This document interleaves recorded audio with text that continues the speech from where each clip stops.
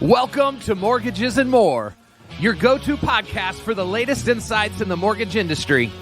Join us as we dive into expert advice, unveil actionable tips, and learn how to empower the next generation of homebuyers. Get ready to elevate your knowledge and make those property dreams a reality. Let's get started. It is go time once again. Here we are. Kyle, we're good here. to see you, man. It's great to see you. Dude, you look a little different. You know, I think this might be our first episode where I don't have a hat on. No, but you got a great little divider there. I don't know what they call that. I know. Part? I think they call it the 20-year-old cut. And so I'm just trying to stay cool as long as I can. Jeff, what do you think about his head of lettuce there? That's a lot of cabbage there. It's very shoot. Is that romaine or what is that? I think it would I would is it butter? Is it butter lettuce? Lettuce, yes. Like the feel of butter lettuce. I feel like that's what I'd want people to think when they touch my hair. So I cannot wait to write the show notes for this episode. Right. It's like going into a produce section. The AI is like, what we are graced with the presence of royalty. Mr. Geoff Zimpfer. Yes. You and I arm wrestled again to see who would do the intro, and again I lost, so I'm going to hand it off. I think we just compared haircuts, and I won today. So, I don't know that anyone in the mortgage space exists that doesn't know who Geoff Zimpfer is. But if you don't, let me tell you why you need to know who he is, and possibly even flip to his chapter first when you get this book, because Geoff is a longtime member of this community, of the mortgage space. But what I love the most, Geoff, about you is a lot of us use education as lip service. We got to educate. We got to educate, guys. Go educate. And it's awesome to say and rah around. But what I love about the way you coach and lead LOs is that you actually provide them the way, the path with the tangible things to go serve their real estate community, to come from a place of value and not just you scratch my back and I'll scratch yours. And so, man, I love the approach that you bring to our industry. And I want to say that when Brian and I started this, you were one of the first people and Brian actually got hit your name out of his mouth before I even was able to. I was like, oh, cool. You already wrote Jeff's name down. Okay, great. So, bro, we're just so honored to have you, man. Thank you for being a part of this, and give everybody just a little sliver of what your chapter is going to be about. Absolutely. And thank you, by the way, for those kind words. And I feel equally that I love it when people come together for the greater good, which is to serve, right, the community that we're all part of. And I think cool things happen when we do that. So we're all leading from the same place. To answer your question, a sneak peek into what I'm really helping originators do is in the context of real estate agents, which, by the way, I thought this is an interesting my angle on this, or this my addition to your book, right, of, rethink everything about becoming a next generation mortgage loan originator is, there was that twinge of like, well, wait a minute, I'm talking about real estate agents. Like, is that considered next gen? So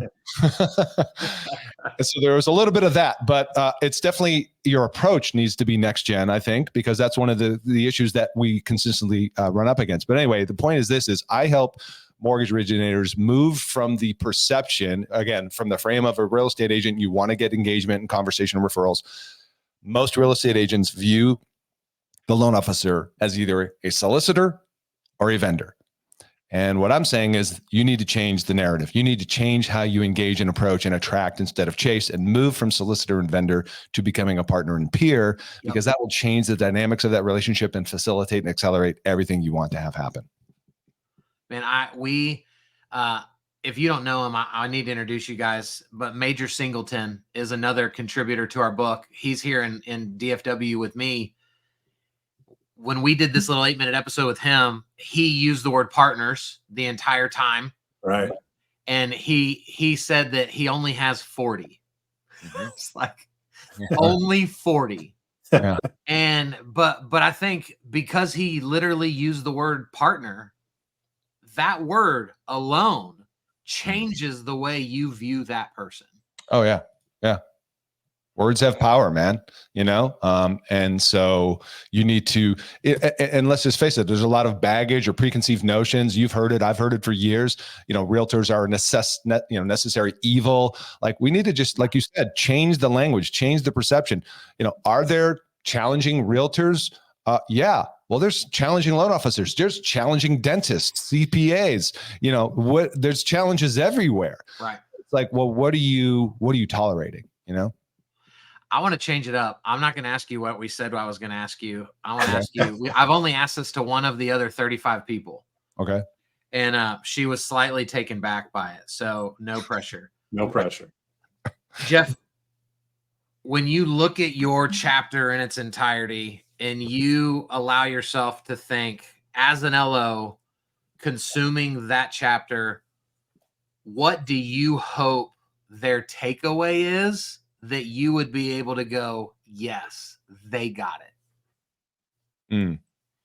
That they can flip the script. They can feel in a position of strength and have an advantageous position in pursuing agents as a pillar of their business, instead of historically them feeling second in pecking order, or as always having to seek or chase or beg or whatever. We can change that dynamic.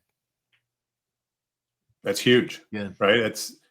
Imagine a loan officer having their phone ring with agents in their market saying, "Hey, Kyle, I hear you just put on a training for XYZ. Could you come in and do that for my team?" Right. Exactly. Yeah. Attract instead of chase. Sounds like a partnership there. So talk for a second, right? We don't have a ton of time, but my absolute favorite way that you coach is by providing your coaching clients, which are the LOs, basically like a class in a box where they can take slides and notes. Like, can you talk about that for a minute just to help people understand how cool this is? Yeah. So what we're talking about here is your brand position, your platform. And this is what you're great about, Kyle, as well, in terms of video. It's a platform, it's a personal brand. And this is just a different extension of that. It happens to be realtor facing and attracting. But imagine you want to get attraction engagement. You want people to call you, to Brian's point, instead of you always having to pursue them. Well, how do you do that? You have to have a platform. Today, that's part of being next generation, I think, is have a platform and build an audience. How do you do that when it comes to real estate agents? Well, the phone cold calls, all that kind of jazz isn't working. We know, all that. So then you need to have a place or a mechanism by which you can bring people in and build this personal brand that makes people want to be around you, work with you. I simply say, let's do that by leading with education. Let's actually help realtors become next generation. What I love about the book and what you guys are doing is we as LOs, we need to learn how to become next gen and use all these modern tools, et cetera. But then guess what?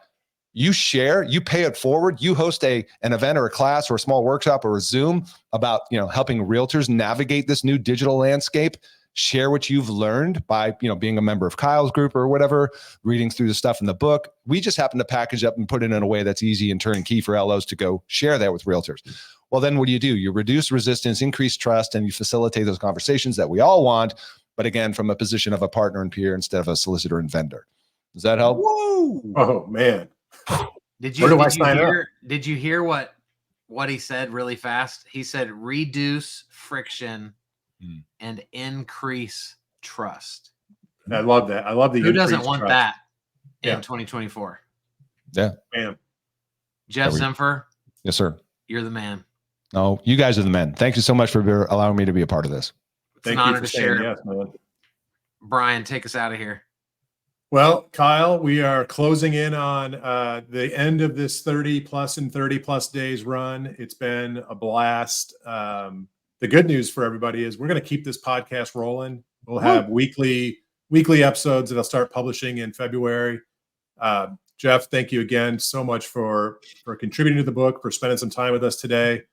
Kyle, until the next time, peace. See you guys.